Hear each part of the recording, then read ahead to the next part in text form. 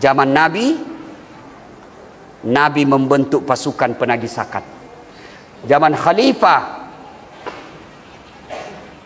Abu Bakar Siddiq ada pasukan perangnya untuk memerangi orang yang tidak mau bayar zakat. Saya bagi contoh. Ini air bersih, suci, boleh saya minum. Bismillahirrahmanirrahim. Inilah gaji, inilah penghasilan kita yang halal. Menjadi tukang tombak, menjadi sopir, menjadi pedagang, menjadi kaki tangan kerajaan. Ini halal. Karena kita tidak menghalalkan segala cara, hasilnya halal. Bila mana tuan puan tak bayar zakat, maka ibaratnya tuan puan memasukkan air di tandas kloset, kasih masuk air. Yang ada itu kalau di kloset, di tandas, ada kan air-air putus itu, bukan sudah lepas kuningnya, yang kuning sudah lari dia. Yang masih ada airnya, ambillah air di dalam tandas itu, satu tetes saja. Kau masukkan satu tetes di sini, kamu masih mau minum ini? Masih mau minum ini? Tidak. Itulah harta yang tidak kau bayarkan zakat, yang tadinya bersih, yang tadinya suci, yang tadinya jernih, menjadi kotor hanya gara-gara satu tetes itu. Itulah yang 2,5%. Contoh lagi. Pernah beli pisang? Pernah beli pisang? Bila kalian beli pisang, apakah semuanya kau makan? Hah? Apanya yang dibuang? Kulit. Kenapa kau buang? Nah kau beli, kau punya. Iya kan? Kenapa? Saya punya duit, saya beli pisang, saya nak makan sekalian dengan kulitnya. Kau makan kulitnya? Tak. Itulah kulit yang dibuang, itulah zakatmu. Jadi bila ada orang tak bayar zakat, sama halnya dia beli pisang, dia makan dengan kulitnya. Kalau kulit pisang, oke masih bah. Kulit durian, Andre kau nak wajah. Ya. Maka tuan puan yang saya muliakan karena Allah, balik nanti kau hitung kau punya zakat. Macam mana caranya Ustaz? Kau punya bicycle, harganya berapa? Zakat itu ada 2 syaratnya, sudah cukup haul dan nisabnya. Haulnya 1 tahun, nisabnya 85 gram emas. Kalau di Malaysia 1 gram emas berapa ringgit? Ibu-ibu biasanya berapa? 1 gram emas berapa ringgit? Hah? 200. Hah? 2, anggaplah 300 ringgit. Indonesia 1 gram sekarang 1 juta rupiah. Anggaplah 300 ringgit 1 gram, berarti kali 85. 300 kali 85. So, supaya ini jelas, sebab harus jelas. Kalau bapak tidak menderita, bapak nanti ketika mati disuruh pikul semua itu, dijadikan bara api neraka, lalu disuruh makan kau. Bahasanya orang di Indonesia, di Bugis, Andre kola buajat. Makan kamu itu serakah, dorong masuk di mulutnya. Tapi bukan lagi pisang, bara api neraka. Nah, 300 ringgit kali kali 85 sama dengan 25.000 ringgit. Maknanya apa? Bila bapak ibu punya harta mobil senilai 25 ringgit, 25.000 ringgit, tanah senilai 25.000 ringgit, rumah senilai 25 ringgit, tabungan di bank 25.000 ringgit, maka wajib kau keluarkan 2,5%. Berapa 2,5%? Cuma berapa itu? Ya sudahlah, kau hitung sendiri. Kau kasih susah lagi saya.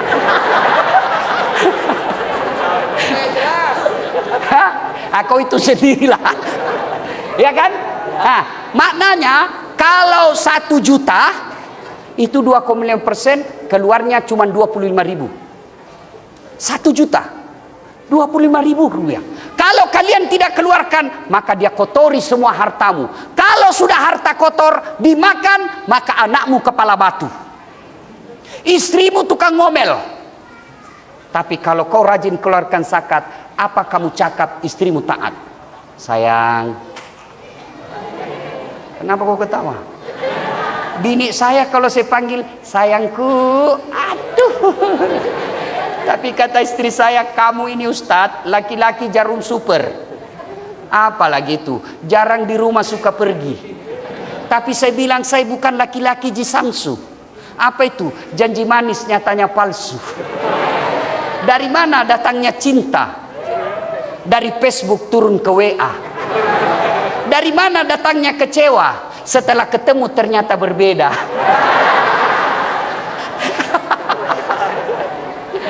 Nah, ibu bapak, saudara-saudara sekalian, hitung itu rumah. Kalau rumahnya sudah lebih harga 25.000 ringgit, maka wajib keluarkan 2,5% tiap tahun. Kalau itu rumah hanya digunakan tempat tinggal saja, maka dia sekali saja kamu keluarkan. Tapi kalau rumah itu dikontrakkan, sewa-sewa, maka tiap tahun dikeluarkan. Punya kereta hanya kita gunakan pribadi, tidak disewa-sewakan, maka sekali saja selama kereta itu. 2,5% tidak cukup 3. 2,5%, 97,5 kata Allah ambil itu semua. Tapi bila tuan puan tidak keluarkan, jangan heran anakmu dinasihati dia lawan. Jangan heran istri dinasihati membangkang. Kenapa? Karena yang membentuk darah dagingnya uang haram. Maka saya berharap, saya cinta tuan-tuan puan-puan karena Allah. Balik nanti ini hitung zakatmu, keluarkan. Kalau tak kau keluarkan, maka itu akan menyiksamu dunia sampai akhirat. Poin 1. Sampai mana kita tahu ceramah? Sampai jam berapa? Hah? Jam 9. Wah, enak di kau. Hah? Sholat isya jam berapa?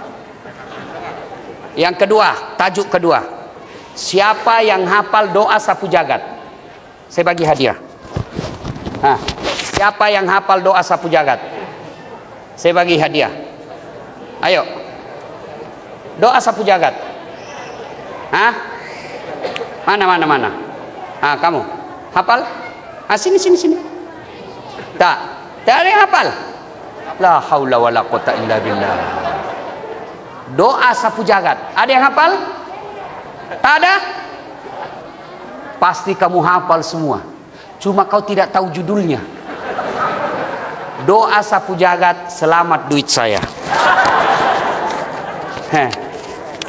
Doa sapu jagat itu Rabbana fid dunya wa fil akhirati wa qina. Iya naro yasa doa sapu jagat lah dongo.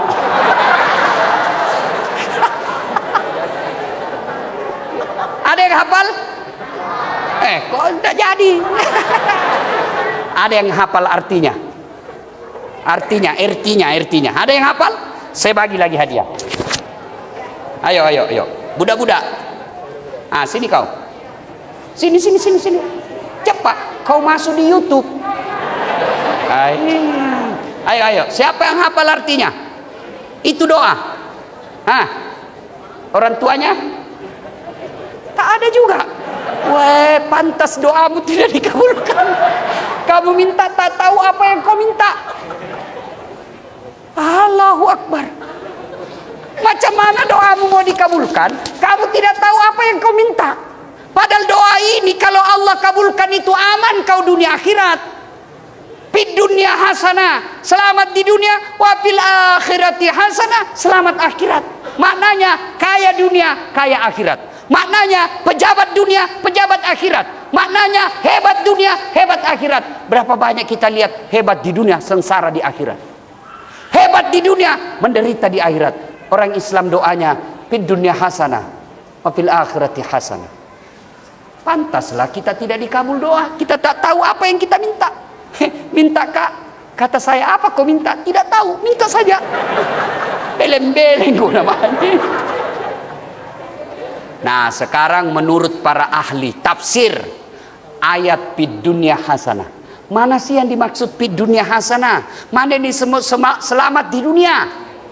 Menurut ahli tafsir, ahli yang belajar tentang Quran, fid dunya hasanah itu 4 unsur. Pertama, punya pasangan yang soleh dan soleha. Bagi tuan puan yang sudah punya istri, periksa istrimu. Kalau istrimu suka ngomel, kau tidak fid dunya hasanah. Kalau suamimu tukang selingkuh, kasar, memukul, pak, nerakanya dunia kau dapat. Dan percaya bapak-bapak yang saya hormati ini, tuan-tuan, kita bisa seperti ini bukan karena kita jago, tapi karena istri kita baik.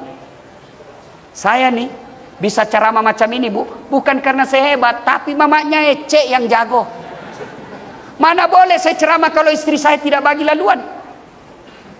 Mana boleh saya ceramah kalau istri saya menyiksa? Begitu saya mau ceramah, 5 menit lagi sebelum berdiri, tiba-tiba mamanya Ece menelpon, Ustadz, dikontak listrik anakmu. Apa itu listrik? Ini lampu karen. Mana boleh saya ceramah, setara digigit buaya anakmu. Mana boleh? Kita boleh bisa ceramah seperti ini karena istri memberi ketenangan. Maka adik-adikku sekalian, kalau kalian mau dapatkan surga dunia, pertama hati-hati milih istri. Cantik boleh, kata Nabi, pilihlah menjadi istrimu karena 4 perkara. 1, lijamaliha, lihat cantiknya. Cantik penting. Kenapa? Karena hampir 24 jam di depanmu. Baru bangun, dia lagi. Mau tidur, waduh, ada lagi dia. Balik kantor, kasih. Nak makan, dia lagi. Jadi kalau jelek casingnya, cepat kau ganti casing. Tapi ingat, cantik jangan kau jadikan ukuran utama, karena cantik pasti ada batasnya. 17 tahun, sweet 17, cantik. Balik angka 17, 71, masih cantik. 17 tahun, senyum, semua cowok terpesona satu kampung. 71 tahun, senyum, lari cucunya, dikira mau digigit. Cantik menurut Haji Baco, belum tentu cantik menurut saya. Saya ditanya, Ustadz, siapa perempuan tercantik di dunia? Ya, mamanya Ece dong. Kata istriku, urusanmu. Saya tak urus istrimu. Cantik ada batasnya, cantik subjektif. Cantik menurut dia, belum tentu cantik menurut saya. Penting cantik, tapi jangan kau jadikan prioritas. Apalagi cantik kau lihat di Instagram. Hati-hati, ada kamera filter. Kamera 360, cantik betul ketika dilihat di Facebook, mulus, tak ada noda. Begitu lihat aslinya, hancur. Hati-hati, adik-adik sekalian, hati-hati milih istri. Ustadz, bagaimana caranya dapat istri yang baik? Tak payah kau pikirkan, biar Allah yang kirim. Gimana caranya? Kau jadi orang baik, Allah kirimkan kau laki-laki baik-baik, perempuan baik-baik. Buka Quran, laki-laki baik-baik tidak akan menikah kecuali dengan perempuan baik-baik, dan perempuan pezina tidak akan menikah kecuali dengan laki-laki pezina. Jadi bila nak punya istri yang baik, kau dulu jadi orang baik. Bila nak punya suami yang baik, kau dulu jadi suami istri anak yang baik. Sekarang banyak anak muda statusnya OTW jogging,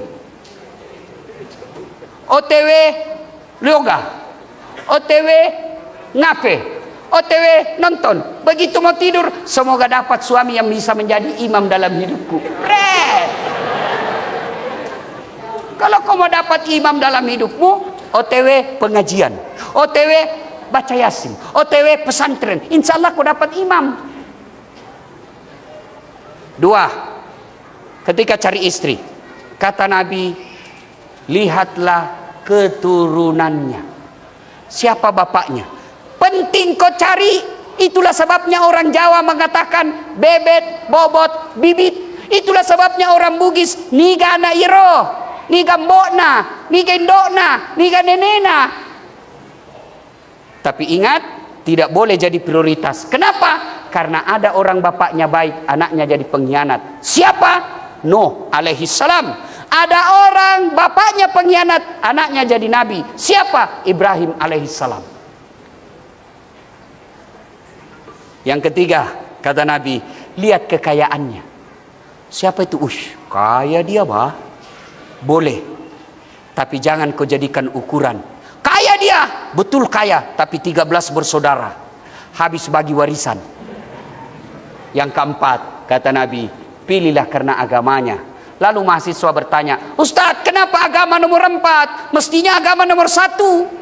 Betul agama nomor 4, tapi dia tidak titik di situ. Dia koma, kata Nabi, usahakan utamakan agamanya, karena dengan agama kau dapat semuanya. Ada orang cantik, anaknya lagi miskin. Ada lagi kaya, mukanya lagi hancur. Ada lagi cantik, kaya, agamanya lagi jelek.